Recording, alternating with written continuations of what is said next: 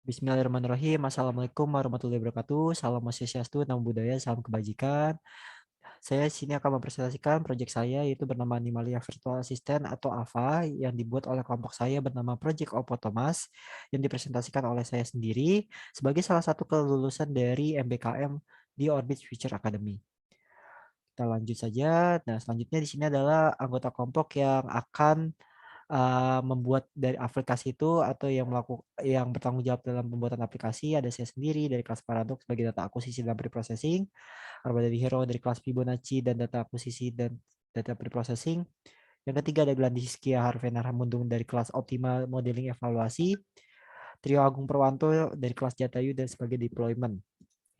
Selanjutnya di sini ada table of content, ada latar belakang, rumusan masalah, metodologi, hasil eksperimen dan demo, dan kesimpulan dari aplikasi yang akan saya jelaskan. Pertama adalah latar belakang. Nah, bahwa diketahui Indonesia merupakan negara yang memiliki keanekaragaman hayati yang terbesar kedua setelah Brazil. Dengan itu, dia tuh memiliki keanekaragaman hayati yang cukup banyak dengan memiliki flora sekitar 25.000 spesies dan juga faunanya kurang lebih sekitar 4.000 jenis hewan dan ikannya. Nah, hal tersebut membuat Indonesia menjadi daya tarik dari belahan dunia. Banyak sekali wisatawan-wisatawan yang datang ke Indonesia hanya untuk melihat hewan yang cuma ada di Indonesia seperti komodo, jalak Bali, yang ada di tempat konservasi ataupun di kebun binatang. Nah, tetapi seiring perkembangannya zaman, hewan-hewan di Indonesia mulai mengalami kepunahan yang menyebabkan kurangnya dapat ditemukannya hewan-hewan tersebut di lingkungan sekitar atau di tempat habitatnya. Nah, dengan beberapa faktor, salah satu faktornya mungkin dari ulah manusia yaitu salah pemburuan liar dan juga perdagangan hewan langka yang ilegal. Dan mungkin untuk alaminya itu dari kebakaran hutan eh, dan juga gempa bumi. Nah, untuk selanjutnya dengan itu kita bisa menetapkan dari yang kedua poin kita yaitu rumusan masalah tersebut. Ada dua poin dari rumusan masalah. Yang pertama adalah dari salah pemburuan. Pemburuan itu sering melibatnya kesalahan pada kesasaran tersebut. Jadinya para pemburu mungkin kurangnya teliti dalam melakukan pemburuan. Dengan itu kita butuh butuh suatu aplikasi yang membantu para pemburu tersebut. Yang kedua adalah minimnya informasi untuk para wisatawan. Nah, informasi yang diberikan oleh kebun binatang atau tempat konservasi sangatlah terbatas dan terkadang ramai. Nah, dengan itu dibutuhkannya juga aplikasi yang bisa membantu para wisatawan dan juga para yang datang ke tempat kebun binatang yang dari Indonesia juga agar bisa fleksibel untuk mendapatkan informasi dari hewan langka tersebut. Gitu. Dengan itu dibuatlah aplikasi yang bernama Ava Animalia Virtual Assistant yang digunakan di handphone genggam kalian nantinya. Nah, selanjutnya adalah metodologi yang kita gunakan dalam pembuatan Ava atau Animalia Virtual Assistant ini. Yang pertama adalah brainstorming, kita di sini berdiskusi dan kita mengumpulkan ide hal apa yang tepat untuk menyelesaikan permasalahan-permasalahan yang sudah saya jelaskan sebelumnya, yaitu kita menggunakan domain dari computer vision dan juga data akuisisi selanjutnya. Selanjutnya data akuisisi kita mengambil data apa yang diperlukan, kelasnya apa aja, resource-nya, dari apa aja dan library yang digunakan. Selanjutnya kita ada data explore, kita mengeksplor data, kita membersihkan juga data tersebut. Dan ada data preprocessing, kita menggunakan resize data, kita tambahkan datanya menggunakan augmentasi dan lain-lain. Selanjutnya kita akan ada modeling dan evaluasi untuk pemodelan pemodelan dari AI yang akan kita deploy ke dalam HP kita. Selanjutnya kita akan melakukan deployment. Nah, berikut adalah hasil eksperimen atau demonya. Nah, mungkin bisa dilihat dari gambar yang saya sudah berikan. Di sini ada Ava.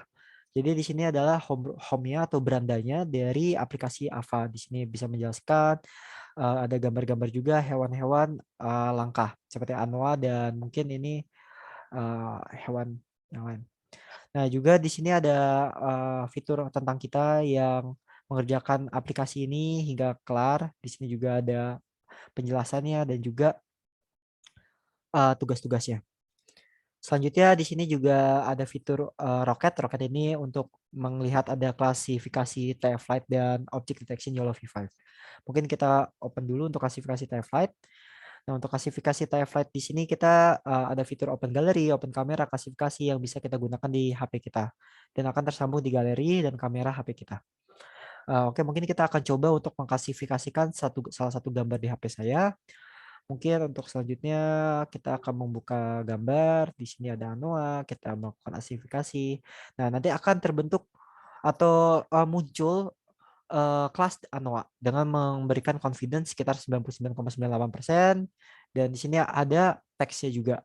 Nah, tapi kita di sini menambahkan satu fitur dengan namanya text to speech yang bisa kita klik saja untuk teks ini dan nanti akan langsung terbaca gitu. Nanti kalau diklik ada menu kliknya nanti akan terbaca apa apa itu dari teks itu. Jadi kita bisa gunakan earphone, kita bisa melakukannya secara fleksibel waktu pas di kebun binatang seperti itu. Oke, selanjutnya ada juga yang Object Detection Yellow V5 ini adalah tahap pengembangan kita nanti untuk kedepannya. Tetapi karena kalau kita deploy berupa YOLO, aplikasi ini tuh akan sangat berat. Soalnya aplikasi ini saja sudah 45 MB kurang lebih seperti itu. Oke, lanjut. Mungkin ini adalah untuk demonya. Saya akan menjelaskan sedikit mengenai aplikasinya. Untuk aplikasinya itu sebentar. Nah, yang pertama itu untuk scraping foto. Nah, untuk scraping fotonya itu kita menggunakan dari library Selenium, yaitu kita menggunakan WebDriver dari Google. Nanti kita tentukan kelas apa saja yang nanti akan di-search di Google Image dari sini dan kita akan nomor image apa aja yang nanti berapa image yang akan di-download. Nah, kita menggunakan 240 agar nanti saya bisa clean clean lagi. Soalnya kita membutuhkan 160 gambar di setiap kelasnya. Dan kita nanti split karena kita menggunakan data image generator, nanti kita split jadi test ratio 0,15 dan juga trainnya itu 0,85. Selanjutnya saya augmentasi untuk menambahkan datanya karena menurut saya datanya masih kurang. Dengan itu saya menggunakan metode cut mix, mix up dan cut out. Ini ada mix up. Nah, nanti untuk logika seperti ini untuk cut mixnya saya potong gambar yang sudah ditentukan, nanti saya tempelkan di gambar yang sudah saya tentukan juga. Nah, untuk cut out sama seperti cut mix, tapi dia akan potongannya itu hanya kosong saja. Nah, selanjutnya untuk mix up itu nanti dia seperti ini. Dia menggabungkan dua gambar, tapi nanti gambarnya itu ada yang lebih condong ke yang kita tentukan, yaitu seperti jalak Bali di sini, seperti itu. Selanjutnya nanti ada untuk pemodelan kita di sini runningnya dari Google Colabs. Di sini kita pakai metadata generator, kita split lagi untuk validasi, target size-nya 224. Di sini juga untuk menampilkan kelas dan juga gambar-gambarnya dan di sinilah apa namanya cairan arsitektur ada 1 2 3 4 5 ada 5 layer. Di sini ada fully connected-nya. Kita di sini menggunakan activation switch dan juga filternya 32 64 64 128 256 56. Nanti kita flatten, drop out dan juga nanti kita softmax di terakhir ya. Selanjutnya kita juga menggunakan reduce dari dari callback. Nah, di sini nanti reduce learning rate, nanti setiap berkurangnya nanti akan learning rate-nya turun. Nah, dengan hasil nanti berupa seperti ini. Nah, mungkin secara langsung aja saya tampilkan gambar dari hasil evaluasinya seperti ini. Jadi kita ada yang menggunakan base normalization, ada yang tidak menggunakan base normalization. Nanti hasilnya seperti ini. Ada trend time, nanti test, validation, dan lain-lainnya. Mungkin bisa dilihat. Nah, mungkin selanjutnya saya akan menjelaskan untuk mengenai deployment. Deployment ini kurang lebih seperti ini. Ini untuk page-nya ini TF-Lite ini nanti kita menggunakan karena nanti gambar modelnya itu berbentuk TF-Lite, ada namanya TF-Lite React Native. Nanti kita akan kita deploy dan nanti kita sesuaikan untuk inputnya. Nanti dia akan terlihat deskripsi gambarnya dan juga gambar atau kelasnya gitu. Dan ini splash dan object detection ini adalah homepage style-stylenya dan juga bentuk klik-klikannya. Nah, mungkin bisa dilihat saja nanti saya taruh di GitHub. Nah, di sini nanti ada lain-lainnya. Mungkin mungkin sudah selesai untuk hasil eksperimen atau demonya. Selanjutnya ada kesimpulan-kesimpulan yang saya ambil, saya dapat mengerjakan proyek ini dengan baik dengan mengikuti MSCB Mastery ini dan juga saya baru mengetahui kalau computer vision itu sangatlah luas dan juga bisa membantu manusia untuk ke depannya. Sekian dari saya, kurang lebihnya mohon maaf. Wassalamualaikum warahmatullahi wabarakatuh.